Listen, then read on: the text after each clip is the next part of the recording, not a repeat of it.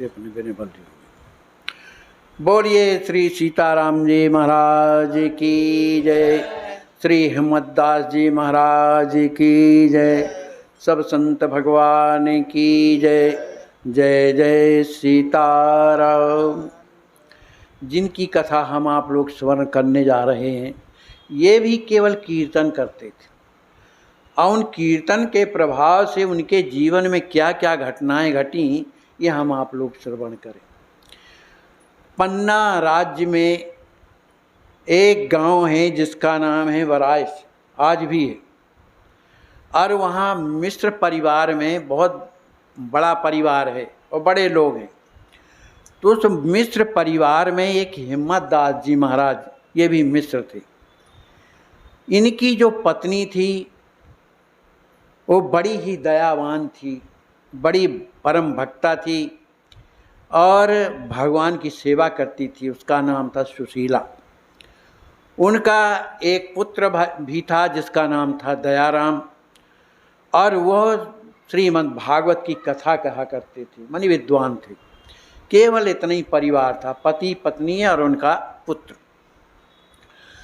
अब हिम्मतदास जी महाराज क्या करते थे, अरे भगवान का जो नाम लेता है वही तो भक्त है, कोई अलग से थोड़ी होते। तो पति पत्नी दोनों बैठ करके किसानी धंधा रहता था, कोई नौकरी चाकरी तो थी नहीं। अच्छा, उनके यहाँ जहाँ भगवान के भक्त रहते हैं, भगवान के भक्त भी उन्हीं के यहाँ जाते हैं, साधु महात्मा जाते हैं। तो साधु महात्मा इनके यहाँ हमेशा आया जाया करते थे और ये बड़े प्रेम से सेवा करते थे और दोनों प्राणी बड़े प्रेम से रहते थे और दोनों कथा सुनते थे साधुओं से और उनकी सेवा करते थे। तो जब तक मन रहा तब तक साधु रुकते थे, जब मन पड़ा तो चले जाते थे। इस तरह से उनकी सेवा करते थे। लेकिन उनका एक नियम था कि वो दोपहर के बाद, प्रसाद पाने के बाद, और वह पन्ना जहाँ जुगल किशोर भगवान का मंदिर है, आज भी है, वहाँ दर्शन करने के लिए 15 किलोमीटर जाना और 15 किलोमीटर वापस आना, ये उनका नित्य का काम था। दोपहर के बाद निकल जाते थे और भगवान की वहाँ शयन आरती कराते थे और लौट करके अपने यहाँ चले आते थे। ये उनका नित्य काम था। तो जब वे यहाँ से चलते थे, अब चूँकि कीर्तन के प्रेमी थे, सीताराम जी जुगल किशोर की प्रेमी थे, है ना, अपनी गोविंद जी का नाम लेते और चले जा रहे थे। तो चलते चलते अपने जो है करताल बजाते जाते थे। कोई, अब जंगल में कौन मिलेगा, कोई नहीं मिलता था। तो बढ़िया प्रेम से जो है भगवान का नाम लेते हुए कीर्तन करते हुए चले जाते थे और जा कर के जुगल किशोर भगवान का मंदिर में जब पहुँचते तो उनकी शयन आरती कराने के बाद अब वहाँ से फिर रात में चलते और 15 किलोमीटर अपने यहाँ चले आते थे। तो कीर्तन करते थे, मस्ती से करते थे। तो 15 दूनी 30 किलोमीटर रोजाना आना जाना रहता था। और संतों की अलग सेवा करते थे। रात में जो संत आते थे उनकी पत्नी उनकी सेवा करती थी और वो रात में रहते थे। दो मने सवेरा होता, फिर बाल भोग या भोजन करके और फिर के बाद जाना, या जिनको रुकना है तो अपना रुके रहते थे। लेकिन इनका नित्य का काम था कि ये जुगल किशोर भगवान का दर्शन करने 15 किलोमीटर माने पन्ना जाते थे। एक दिन की बात है कि जब ये चले जा रहे थे कीर्तन की मस्ती में, तो जंगल में ही कुछ चोर मिल गए। चोरों ने आवाज़ लगाई, बाबा रुको रुको, बाबा जी रुको। लेकिन ये तो भगवान के प्रेम में ऐसे मस्त थे कि उन्हें कुछ सुनाई नहीं दिया। तो उन जो चोर थे उस सामने आ गए, तुम सुनते नहीं हो हम क्या कह रहे हैं? तो उन्होंने अपनी करताल बंद करी। हाँ भैया बोलो क्या कहते हो? कहा तुम्हारे पास जो कुछ है वो निकालो। कहा भैया हमारे पास तो कुछ नहीं है, बस यही करताल भर है, इसी से भगवान का नाम लेते हैं और चले जाते हैं दर्शन करते। तो चोरों ने सोचा कि सही में इसके पास तो कुछ नहीं, चलो करताल ही ले लो, आखिर कुछ तो मिले, भागे भूत की लंगोटी सही। तो करताल ही उनके हाथ से छुड़ाने लगे। तो महाराज ने, हिम्मतदास वैसे बड़े बलवान थे महाराज जी, उनके घर में आज भी वहाँ हमारी ड्यूटी लगी थी महाराज बोट डलवाने के लिए। इतनी बड़ी शिला है कि वो अकेले उठा करके और नदी ले जाते थे जहाँ स्नान करते थे, और अपनी शिला को उठा करके घर में रख देते थे अकेले, मन इतने बलवान थे। तो ये 4 चोर कौन बड़ी बात थी उनके लिए। लेकिन अब चूंकि भगवान के भक्त हैं इसलिए किसी को कष्ट देना उनको पसंद नहीं था। उन्होंने करतालें छुड़ा ली। अब जब करतालें छुड़ा ली तो इनको थोड़ा अवरोध हुआ कीर्तन में। जब कीर्तन करते थे बजता था तो आनंद आता था। अब कीर्तन में जब माने कुछ विक्षेप होने लगा तो इनकी आत्मा में कष्ट हुआ। भगवान की ऐसी कृपा की वो जो 4 चोर थे वो सब के सब अंधे हो गए। ये कलयुग की कथा है, कोई ज़्यादा दिनों की बात नहीं है। चारों के चारों अंधे हो गए। अब जब चारों अंधे हो गए, अरे बाबा जी हमें तो दिखाई नहीं दे रहा, तुम अपनी करताल ले जाओ, करताल ले जाओ, हमारी आंखें ठीक कर दो। साधु हैं, उन्हें दया आ गई, चलो भैया करताल तो मिल रही है, जो हमारा जीवन है लौट करके जाते हैं। करताल उन्होंने लिया, भगवान का स्मरण किया, प्रभु इनकी आंखों को ठीक कर दीजिए। और उनके आंखों में अपना हाथ जैसे ही रखा, उनकी ज्यों की त्यों ज्योति आ गई। और उनसे उन्होंने कहा देखो भैया सुन लिया, भगवान के नाम की महिमा कितनी बड़ी होती है। उसमें तुम लोगों ने जो है जो अपराध किया उसी का परिणाम हुआ कि तुम लोग अंधे हो गए। और भगवान के नाम की महिमा देखो कि अंधे हो करके और ज्यों के त्यों ठीक हो गए। इसलिए आज के बाद आप लोग चोरी ना करिए, हमारे सामने आप वचन दीजिए। वह चारों चोर चरणों में गिर गए श्री हिम्मतदास जी महाराज के। कहा महाराज हम आज के बाद कभी चोरी नहीं करेंगे, और उन्होंने जीवन भर के लिए चोरी छोड़ दिया। अब चूंकि इधर ज़्यादा समय हो गया, अब ये तो बीच जंगल में मिले थे, समय हो गया था। अब जब पन्ना पहुँचते हैं तो समय ज़्यादा हो जाने के कारण भगवान की शयन आरती और ब्यारी हो करके भगवान शयन कर गए थे। दरवाज़ा बंद हो गए जुगल किशोर भगवान के। अब ये जब वहाँ पहुँचते हैं तो देखा तो किवाड़ा बंद था। बड़े दुखी हुए। जो वहाँ के पहरेदार थे कहा महाराज थोड़ी देर पहले और आते तो ये दर्शन मिल जाता, लेकिन कोई बात नहीं है, अब क्या करोगे। तो हिम्मतदास जी महाराज ने कहा कि जिनका मैं दर्शन करने के लिए आया हूँ वो तो जानते हैं कि मेरे जीवन में कौन सी घटना घटी। मैं तो उनका दर्शन करने के लिए आज कई वर्षों से आ रहा हूँ, और आज मुझे दर्शन ना मिले तो मुझे कितनी पीड़ा होगी। वो अब मंदिर के दरवाजे बंद थे, वहाँ पर और कोई नहीं था, चौकीदार था, वो अपना खड़ा बैठा हुआ था। उसी समय पर श्री हिम्मतदास जी महाराज का हृदय भरे आया, प्रभु मैं तो आपके चरणों में आता था, आपका दर्शन मिलता था, क्या आज मैं बिना दर्शन के रह जाऊंगा। बड़े दुखी हुए और रोने लगे। और उन्होंने भगवान के सामने एक दोहा कहा, कपटिन को लागे रहे हिम्मत दास कपाट, प्रेमिन के पग धरत ही खुले कपाट झपाट। इस तरह से जब प्रेम में भर कर के कहा तो भगवान स्वयं अपने पटों को खोल देते हैं। और जैसे ही खोलते हैं तो देखा कि भगवान विराजे हुए विराजे हुए। भगवान का दर्शन आज उस जो रोजाना दर्शन करते थे जुगल किशोर भगवान का दर्शन, लेकिन आज के दर्शन में तो आज प्रत्यक्ष कृपा दिखाई दे रही। आज भगवान की परम सुंदर मूर्ति मुस्कान को देख करके बड़े प्रसन्न होते हैं। वाह प्रभु आपने कितनी बड़ी कृपा किया कि कम से कम आपने मुझे दर्शन दे दिया। उन्हें इस बात का ज्ञान नहीं कि ये मन पट कैसे खोले, वो तो प्रेम में भर गए थे। तो जाके चरणों में जब प्रणाम किया, प्रणाम जब करते हैं और वहीं पर बैठ जाते हैं। अब जब बैठ जाते जो चौकीदार था वो दौड़ा दौड़ा आया पुजारी जी के पास, महाराज बड़ी विचित्र बात हो गई, क्या हो गया। कहा हिम्मतदास जी अभी आए थे तो पट तो बंद था, पर भगवान के सामने उन्होंने रो कर के प्रार्थना किया तो अपने आप पट खुल गया। और वो जा कर के अंदर जो है भगवान के समीप पहुंच कर के प्रणाम कर रहे हैं और बैठे हुए हैं। इस बात को जब पुजारी जी ने सुना तो बड़े प्रसन्न हुए और वो दौड़े दौड़े आते हैं। जब दौड़े दौड़े आते हैं तो हिम्मत दास जी को प्रणाम करते हैं कि आपके ऊपर जुगल किशोर भगवान की कितनी बड़ी कृपा कि मैं कितने दिनों से पुजारी बना हुआ हूँ, लेकिन आज तक प्रभु ने मुझ पर कोई कृपा नहीं किया, और आपके लिए स्वयं प्रभु ने जो है पट खोले, आपसे बढ़कर के कौन हो सकता है। इस तरह से पुजारी जो है माने उनकी प्रशंसा कर रहा है। अब जब सवेरा होता है, बड़ा सवेरा होता है, तो पुजारी जी ने पन्ना नरेश जी को सूचना भेजी कि हिम्मत दास जी के आने से भगवान ने स्वयं पट खोले हैं।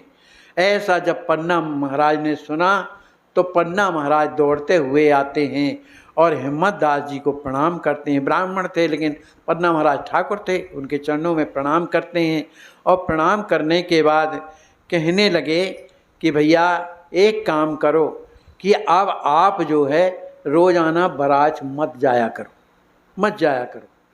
आपसे भगवान कितना प्रेम करते हैं कि आप रात में हो जाने के बाद प्रभु ने आपको अपना पट खोल करके दर्शन दिया, इसलिए हम आपको एक गांव दे रहे हैं जागीरी में।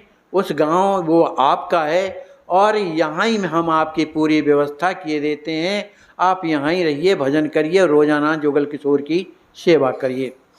लेकिन भगवान के जो सच्चे भक्त होते हैं उन्हें प्रलोभन जो है बस में नहीं कर पाता। कहा महाराज ये तो आपकी उदारता है और होना भी चाहिए, आप भी तो भगवान के जुगल किशोर भगवान के भक्त हैं, लेकिन मुझे जो आने जाने में आनंद होता है, जो कीर्तन में मुझे रस मिलता है, जहाँ कोई नहीं रहता, मैं रहता हूँ कीर्तन से मस्ती से करता हुआ जब घर जाता हूँ तो मुझे बड़ा अच्छा लगता है।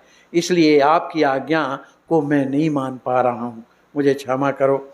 ऐसा कहने के बाद हिम्मत दास जी महाराज जुगल किशोर का दर्शन करके और जब अपने घर आते हैं तो क्या देखते हैं कि वहाँ पर कुछ आज ज़्यादा साधु ठहरे हुए। उनकी पत्नी भी बड़ी वक्ता थी, वो साधुओं की सेवा करती थी। ठहरे हुए हैं, साधुओं को अपने घर में ठहरे हुए देख करके हिम्मत दास जी को बड़ी प्रसन्नता होती है। सबके चरणों में जा कर के प्रणाम करते हैं। प्रणाम करने के बाद उन्हें बढ़िया माने आसन देते हैं बैठने के लिए, जो जैसी सुविधा थी बैठाया, और अंदर जाते हैं। उन अपनी पत्नी से कहते हैं कि अब साधु संत तो आए हैं तो अपने घर में क्या प्रबंध है। तो पत्नी तो कुछ नहीं बोलती है, कहती हैं कि देखो ऐसा है कि मेरे पास जो भी माने जेवर था, जो हाथों के, कानों के, है ना, पैरों के, गले का जितना भी जेवर था सब इसी संत सेवा में तो चला गया है। मुझे इस बात का दुख नहीं है, बिल्कुल दुख नहीं है। अब मैं और क्या कर सकती हूँ। ऐसा जब कहा तो हिम्मत दास जी महाराज के सोचने लगे कि बात तो सही है।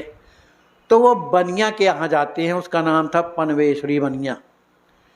उसके यहाँ जब जाते हैं तो जा करके कहते हैं भैया हमारे यहाँ आज साधु ज़्यादा आए हैं, इसलिए कुछ सामान दे दो और हम तुम्हारा हिसाब पूरा का पूरा कर देंगे, चाहे जिस रूप में होगा। लेकिन जो पनवेश्वरी बनिया था वो अपना उनका खाता निकालता है, वहीं हिसाब लगाता है। अरे महाराज बताओ, आपके 300-350 रुपया हो रहे हैं। पिछले पुराने ज़माने में 350 बहुत होते थे।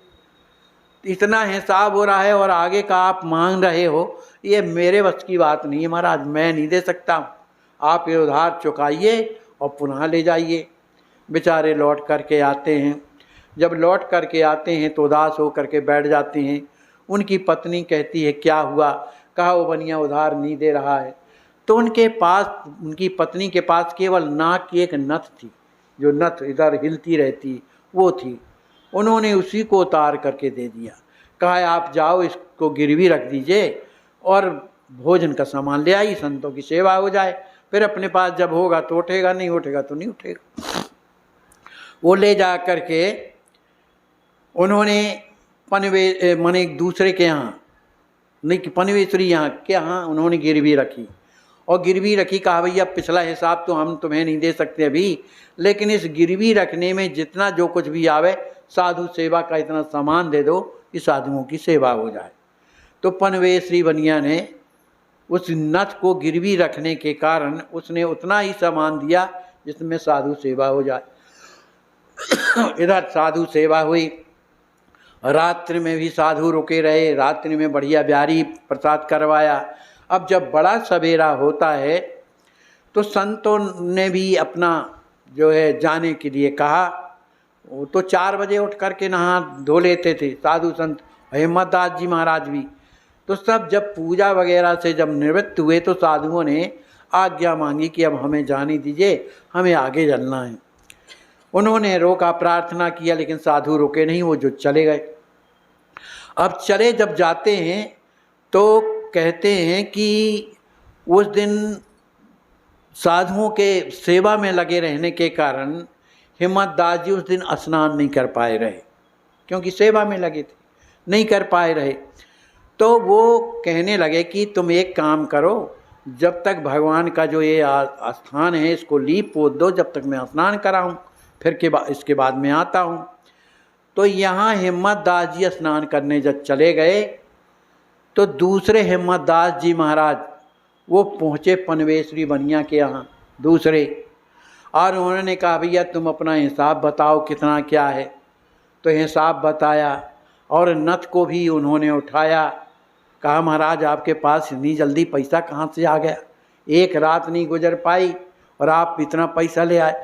कहा हम लोग ब्राह्मण हैं, कोई ना कोई भगत दे ही देते हैं, आप तो हिसाब करो और हमको चुकता दिखाओ बही। तो उस बनिया ने चुकता बही पहले लिख दिया जाता था कि आज का हिसाब चुकता किया गया, और उसी में दस्तखत करवा लेते रहे कि चुकता हो गया। तो इस तरह से चुकता का हिसाब हुआ और उसमें हिम्मतदास जी महाराज की दस्तखत भी हो गए। अब जब वो भगवान जो हिम्मतदास बने थे वो आए तो इधर उनकी पत्नी जो है चौका लीप रही थी जहाँ भगवान विराजते थे, और उनके हाथ जो है गोबर में सने हुए थे। तो उन्होंने कहा देवी देखो मैं नथ ले आया हूँ, इसलिए इसको तुम पहन लो। कहा मैं कैसे पहनूँ, मेरे हाथ तो सने हुए हैं गोबर में, आप एक काम करो वहीं रख दो, जब मैं काम कर लूँगी तो पहन लूँगी। अरे कहा सोने की नथ जो है वो ज़मीन में नहीं रखी जाती है। कहा तो फिर आप ही पहना दो। तो हिम्मतदास जी आते हैं और उनके नाक में नथ पहना गए। एक बात है, परमात्मा जिसका स्पर्श करे और उसके जीवन में कुछ हो ना, ऐसा हो ही नहीं सकता। उनकी पत्नी को एक प्रकार की सहरन हुई और हृदय में इतना प्रेम उमड़ा, इतना प्रेम उमड़ा कि वो अपनी हिम्मतदास को देखता ही रह गया। वो नहीं समझी कि भगवान है, पर बड़े सुंदर उनके पति कितने सुंदर हो सकते हैं, पर उन्हें लगा कि आज ही इतने सुंदर क्यों दिखाई दे रहे हैं। देखती रह गई लेकिन कहीं कुछ नहीं, फिर अपना लीपने में लग गई। तभी इधर भगवान तो अंतर्ध्यान हो गए। उधर जब असली हिम्मतदास जी आते हैं तो जैसे ही पहुँचते हैं तो उनके नाक की जो नथ वो हिल रही थी, वो सफाई में लगी हुई थी। उन्होंने कहा वाह गजब की बात है भाई, मैं नथ धर करके आया हूँ बनिया पनवेश्वरी के यहाँ और ये नथ आई तो आई कैसे। कहा देवी ये तो बताओ ये नथ तुम्हारी नाक में कैसे आ गई। अरे कहा बुढ़े हो गए हो, अब बुद्धि भी गड़बड़ हो गई आपकी। अरे अभी आप ही तो आए थे, मैं इधर लीप रही थी तो आपने कहा कि ये सोने की नथ कहाँ रख दूँ, तो मैंने कहा उधर रख दो फिर मैं पहन लूँगी। तब आपने कहा कि ये सोना ज़मीन में नहीं रखा जाता, तो मैंने कहा आप ही पहना दो, तो आपने पहना करके चली। आपकी बुद्धि कैसी हो गई। अब तो हिम्मतदास रोने लगी। कहा देवी वो मैं नहीं था, वो तो कोई और थे। अपनी पत्नी को प्रणाम करने लगे। देवी तुम तो बड़ी भाग्यशालिनी हो कि मेरे जुगल किशोर भगवान तुम्हें आकर के दर्शन दिए, और तो और क्या तुम्हारी नाक में अपनी नथ पहना गए, तुम्हारे शरीर का स्पर्श किया, इससे बढ़ करके क्या हो सकता है। अब तब उनकी पत्नी बोली तभी तो मैं सोच रही थी कि आप इतने सुंदर तो अब नहीं दिखाई दे रहे थे, जिस समय नथ पहना रहे थे उस समय तो बड़े सुंदर दिखाई दे रहे, पर मैं बोल कुछ नहीं पा रही थी। अब समझ गई ये तो उनकी कृपा है, लेकिन मैं हाय हाय मैं कैसी अभाग्नी हूँ कि मेरे सामने मेरे जुगल किशोर भगवान आए, मैं उनके चरणों में प्रणाम तक नहीं कर पाई। इस तरह से जब अब इधर हिम्मत दास जी दौड़े दौड़े पनवेश्वरी बनिया के यहाँ जाते हैं। कहते हैं भैया वो हमारी नथ दिखाओ कहाँ है। अरे महाराज आज कैसा कर रहे हो, अभी तो आप नथ उठा करके ले गए, पूरा हिसाब चुकता करके। अरे मैं कहाँ आया भैया, तुम झूठ क्यों बोलते हो, अपना व्यापार चलाने के लिए झूठ बोलना ज़्यादा पसंद करते हो। अरे नहीं महाराज देखो ये भाई ये चुकता और आपके दस्तखत हैं, देखा जो कहते हो दस्तखत जैसा वो करते थे। अब भगवान से क्या गलती होगी। इस बात को लेकर के हिम्मत दास जी को बड़ा दुख लगा। कहा पनवेश्वरी बनिया तुम बनिया ना रहे, अब तो पनवेश्वर जी के दास हो गए, मैं तुम्हें प्रणाम करता हूँ। जुगल किशोर भगवान आपको दर्शन दे करके चले गए, अब वो बनिया भी रह गया। अरे मेरे यहाँ बताओ जुगल किशोर भगवान आए, वो भगवान थे। हाँ भैया मैं कहाँ आया हूँ। अब तो उसकी भी स्थिति बिगड़ गई। अब इधर आते हैं हिम्मत दास, उनको बड़ा दुख लग रहा है कि आपने धनिया को, धनिया नाम था, धनिया को दिया दर्शन और बनिया को दिया दर्शन, पर मोही काहे न भय। देहाती थे, मुझे क्यों नहीं दिया, मैं कौन ऐसा पापी हूँ। तब उनके हृदय में आकाशवाणी होती है कि आप वृंदावन में आए तो वृंदावन में आपको दर्शन होगा। अब उनका मन घर में नहीं लग रहा, वो तत्काल वहाँ से वृंदावन चलते हैं। अब वृंदावन चलते चलते उन्हें 7 दिन हो गया, लेकिन भगवान की कृपा, उनका दर्शन कैसे हो इस लालसा में उन्हें भूख प्यास का भान नहीं। 1 सप्ताह गुजर गया, भगवान ने देखा मेरे भक्त वृंदावन आ रहे हैं और भूखे प्यासे हैं, तो बीच मार्ग में ही भगवान एक वृक्ष के नीचे बैठे हुए थे। अरे पंडित जी इधर आओ इधर आओ इधर आओ। पंडित जी चले गए। क्या है भैया। कहा हमें लगता है कि तुम 7 दिन से भूखे हो, अभी वृंदावन तो कुछ दूर है, तो मेरे पास कुछ सामान है, इसलिए तुम पा लो और फिर इसके बाद हम तुम चलते हैं वृंदावन। अरे भैया तुम कैसे जानते हो कि हम 7 दिन से भूखे हैं।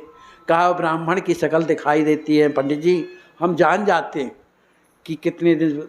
तुम अब बढ़िया जब पाया प्रसाद, उनने भी पाया उनके सामने, और कहा महाराज चलो हम आते हैं पीछे पीछे, हमारा दूसरा काम है। इस तरह से भगवान तो अंतर ध्यान हो गए। अब वो जब पर प्रसाद पाया तो उनके अंदर ताजगी आ गई। अब ये जब वृंदावन जब पहुँचते हैं और जब जमुना जी के किनारे पहुँचते हैं, तब उन्होंने क्या देखा कि एक जो है कदम की डाल में झूलन चल रहा है, जिसमें जुगल किशोर विराजे हुए हैं, श्री राधा रानी विराजी हुई हैं, और सखियाँ जो है 8 सखी हैं वहाँ पर खड़ी हुई हैं। एक सखी उन्हें झूला झुला रही है।